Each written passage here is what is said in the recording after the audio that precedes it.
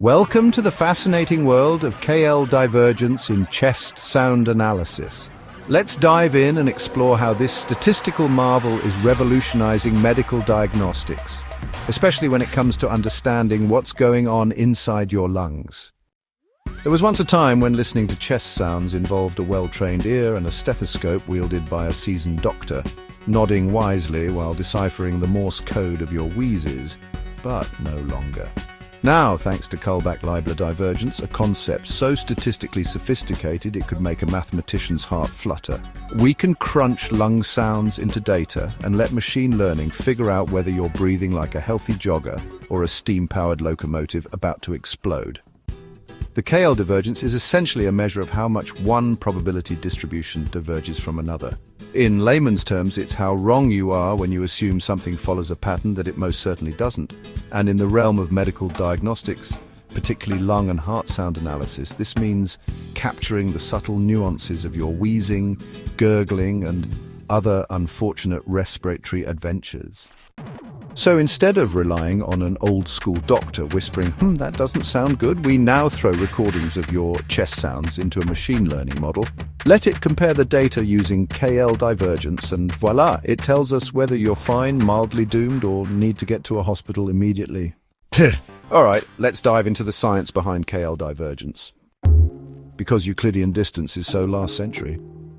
Traditional sound analysis methods like simple nearest neighbor algorithms are as effective as trying to determine an orchestra's melody by listening through a brick wall. Instead, KL divergence penalizes differences in sound distributions, highlighting the critical variations between normal and abnormal lung sounds. This statistical wizardry makes it possible to detect conditions like hypertension, pneumonia, or an overly enthusiastic smoking habit.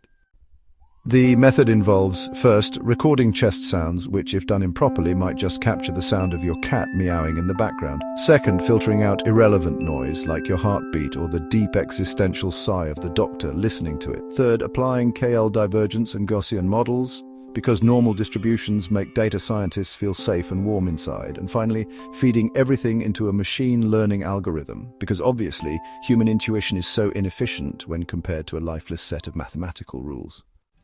So let's dive into the experimental results and what they mean for the future. The findings, well, they really exceeded our expectations. We saw a significant improvement in diagnostic accuracy, which is, really promising. This could potentially revolutionize how we approach medical diagnostics, but of course, there's still a lot of work to be done. Future research will need to focus on refining these techniques and addressing any limitations. It's an exciting time, and the possibilities are, quite frankly, endless. Several experiments were conducted using different types of lung sounds, normal wheeze and crackle. Turns out, KL divergence outperformed traditional methods, proving that even something as absurdly abstract as relative entropy can be better at diagnosing lung conditions than a room full of coughing medical interns. Among the findings, male-frequency sepstral coefficients, MFCCs, combined with KL divergence delivered high accuracy, making them the Beyoncé of feature extraction methods. Gaussian mixture models were used to refine the analysis, proving that complicated statistics can indeed be made even more complicated. And most importantly, KL-based classification showed a significant improvement in correctly detecting different chest conditions, which means less guesswork and fewer unnecessary antibiotics. With AI-driven chest sound analysis, the future of healthcare might be less about rushed GP visits and more about smart diagnostic apps that listen to your lungs while you queue for coffee. It's efficient, it's accurate, and best of all, it doesn't roll its eyes when you Google your symptoms. So, there you have it. Your chest sounds are no longer just random noise, but structured data, waiting to be deciphered by a statistical method that, in any other context, would be terrifyingly academic. I'm your guide, Antonio Klim. May the pseudo-powers be always with you.